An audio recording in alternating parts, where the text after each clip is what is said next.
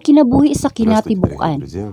Siyempre, ang impormasyon nga atong nadungog karon makapaalarma ug danghan tingali adunay pangutana. Asa ang atong mga siyentipiko nganong dili sila maghiskot bahin niini? Mga higala, gusto na ako isulti nga ania ang atong mga siyentista. Daghang mga tao ang nahibalan. Apan karon, ang kahimtang milambo sa paagi nga ang atong siyensya sa tibuok kalibutan nabahin sa laing-laing mga sanga. O sa pagkatinuod, ang pondo sa modernong siyensya ubos kaayo.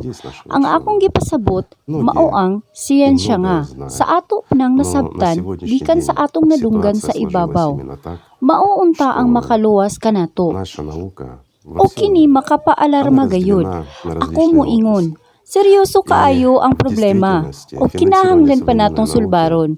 Maayo o dili aron masulbad. Kita adunay mga kapilian sa atong modernong kalibutan. Kita, ang tanan nga katawhan, adunay mga kapilian. Ang unang kapilian mao ang pagbuhat sa bisan unsa. Ug sama sa nadungog na nato, mahimo natong balikon ang kapalaran sa Mars. Adunay ikaduha nga kapilian. Kini mao ang paghiusa sa tanan sa palibot sa usa ka gobyerno. Ngano nga giingon ko kini sa una? Tungod kay aron masulbad nato ang problema sa klima. Masulbad yud kini. Kinahanglan natong hiusahon ang tanan natong mga siyentipiko. Oo, kinahanglan usab nato ang mga teorista. Apan, kinahanglan usab nato una sa tanan mga practitioner. Kadtong mga siyentista nga karon nagtrabaho alang sa nagkalain-laing mga estado, kadtong kansang mga ngalan wala nato madungog o makita, wala sila gihisgutan. Apan nahibal-an namon kung unsa ang ilang gibuhat. Nagbuhat sila og mga butang nga sa kasagaran gitumong batok sa atong kinabuhi sa umaabot. Miabot na ang panahon nga kining mga siyentista moalagad sa katawhan. Ikasubo, walay estado nga maghatag sa ingon nga mga siyentipiko nga ingon ni ana. Nagpasabot, kini nga kinahanglan natong sulbaron ang isyu sa tibuok kalibutan kung gusto natong mabuhi isip katawhan. Ang global nga solusyon niini nga isyu mao nga gusto man nato o dili, kita isip tanang katawhan kinahanglang maghiusa.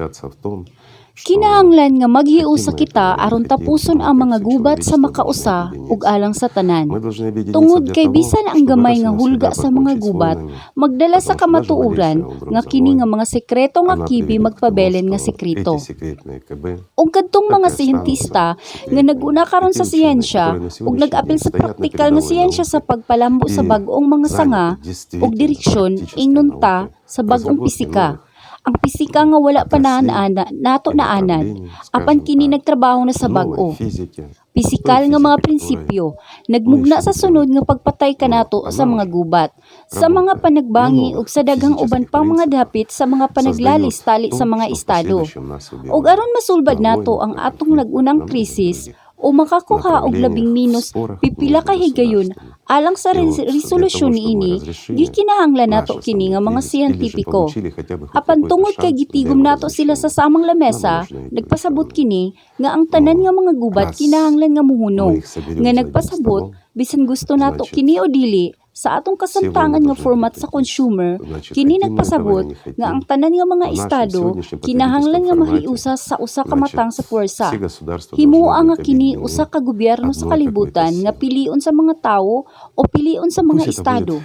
Madawat o dili madawat sa mga tawo ang pagdesisyon, apan dinhi usa ka problema ang mitungha. Ug ako tingali ipahayag kini.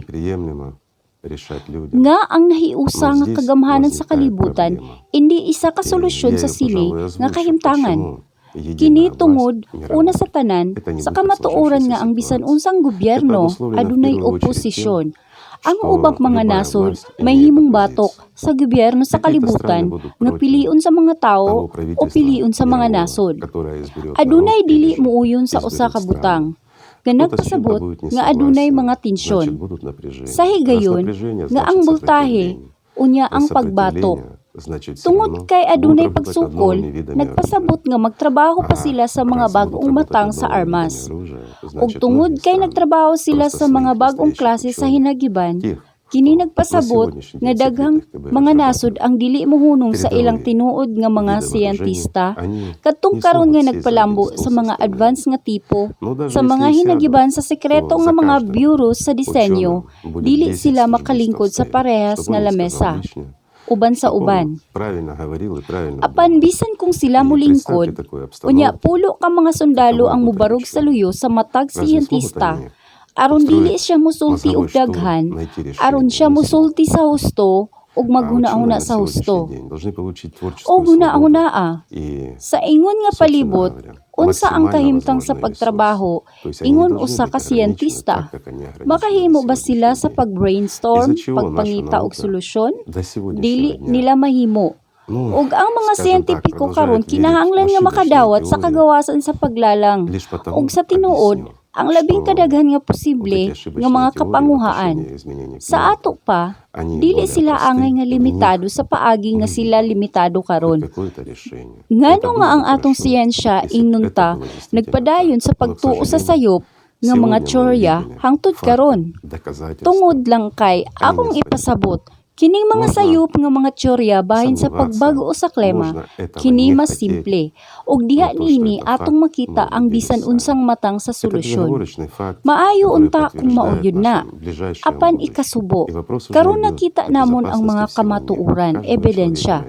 Dili ikalimod sila. Ang usa mahimong magduha-duha. Ang usa dili gusto niini. Apan among nakita sa among kaugalingon nga kini usa ka kamatuoran. Kini usa ka walay kondisyon nga kamatuoran nga nagpamatuod sa atong duol nga umaabot. Ug ang pangutana mahitungod na sa siguridad sa tibuok kalibutan sa matag tawo niining planetaha. Kini nga problema nakaapekto na sa tanan. Kini magamit usab sa tanan nga mga nasod. Syempre, alang sa karon, kung atong biyaan ang tanan nga ingon niini, atong sublion ang Exodo sa Mars. Kung atong pilion ang solusyon isip ikaduhang kapilian, kung adunay usa ka gobyerno nga adunay kaugalingon nga pagsupak, nga nagpasabot nga adunay kakulang sa mga siyentista ug busa sa kakulang sa atong mga kapabilidad sa pagsulbad niini nga problema, nan lagmit nga atong balikon ang kapalaran ni Phaeton. Elementary, mohatag ko og simple nga ehemplo. Aron makunhuran ang peligro, bisan gamay karon, kinahanglan naton nga aktibo nga magdigas. Unsa ang ihatag niini? Ang akong gipasabot mahitungod sa mga bulkan ug mga linog. Ang digasing usa ka butang nga labing minos, gamay nga makapahupay sa tensyon nga naa sa ilawom sa among mga tiil uban kanimo. Aron madiskarga og makadaog bisan gamay nga oras.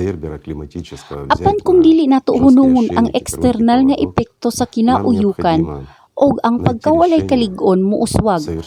Unya, uban sa digasing, dili husto nga digasing atong dugangan ang destabilisasyon sa atong kinauyukan.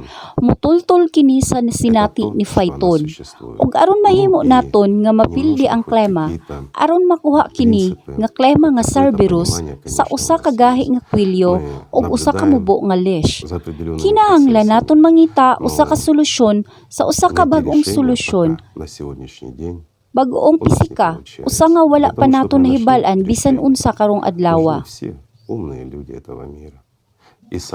Ang nahibal-an namon nga kini naglungtad.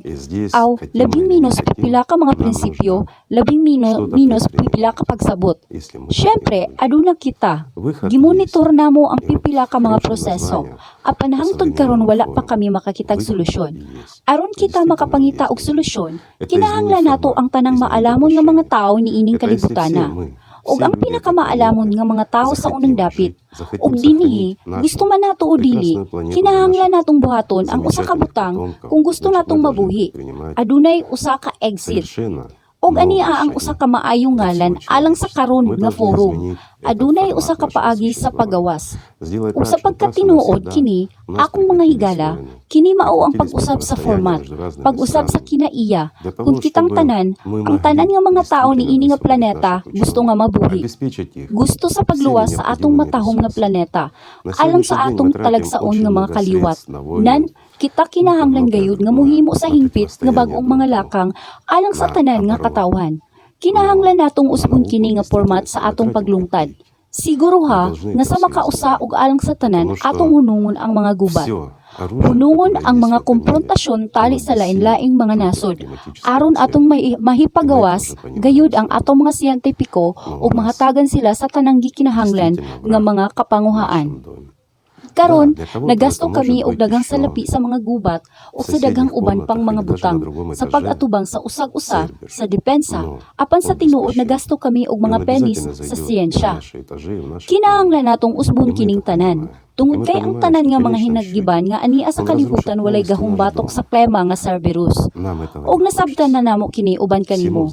Apan kami adunay usa ka kaaway sa among balay. Oo, alang sa uban, mahimo pa kini sa silingan nga mga lawak o bisan sa laing andana, Cerberus. Apan siya walay kaluoy, ug siguradong muadto siya sa among mga salog o sa among mga lawak, ug among nasabtan kini. Og among nasabtan nga sa katapusan, kini hingpit nga makaguba sa among balay. Dili nato gisto kini, dili gusto sa tanang tawo nga buutan. Busa, kinahanglan natong buhaton ang usa ka butang. Kami karon nagbaro, mga higala, sa atubangan sa usa ka problema. Kinahanglan natong usbon kining kalibutana aron maluwas ang katawhan, maluwas ang atong kaugalingon, atong mga pamilya ug maluwas ang atong planeta. Ug sa bisan unsa nga kaso, kinahanglan namon nga usbon ang among naandan nga format sa consumer. Apan, kung nabag-o na namon ang usa ka butang, kinahanglan namon nga usbon kini alang sa labing kaayo. Sa kini nga kaso, ang labing madawat ug labing maayo nga kapilian mao ang Creative Society. Kini ang plataporma diin ang tanan nga katawhan nagpundok. Kini ang forma sa Creative Society, kini ang nagarantiya nga wala nay mga gubat ug mga komprontasyon pag-usab sa yuta. Kini ang format nga nagarantiya sa usa ka takos ug matahom nga kinabuhi alang sa matag tawo. Kini ang format diin ang kinabuhi sa tawo mao ang labing taas nga kantidad ug una sa tanan. Kini ang format nga magtugot sa mga siyentipiko sa pagbuhat sa ilang trabaho nga walay mga pagdili. Kini usa ka higayon alang kanato mga higala. Nahibal-an na namon ang bahin sa mga pagbago ug pag-uswag sa klema. Nakita namon ang mga kamatuoran. Nakita namon ang ebidensya. Kung kita magbuot, hamtong nga mga tao, nan una sa tanan kinahanglan nga magtigom og magdesisyon nga buhaton ang tanan nga posible aron maluwas kini nga planeta. Sigurado ako nga karong adlaw kini ang labing hinungdanon nga buluhaton alang sa tanan. Og kita mga tao mahimo naton. Mahimo gyud naton daghan. Mahimo pa naton maluwas ang atong planeta. Apan kinahanglan naton maghimo mga kondisyon alang niini.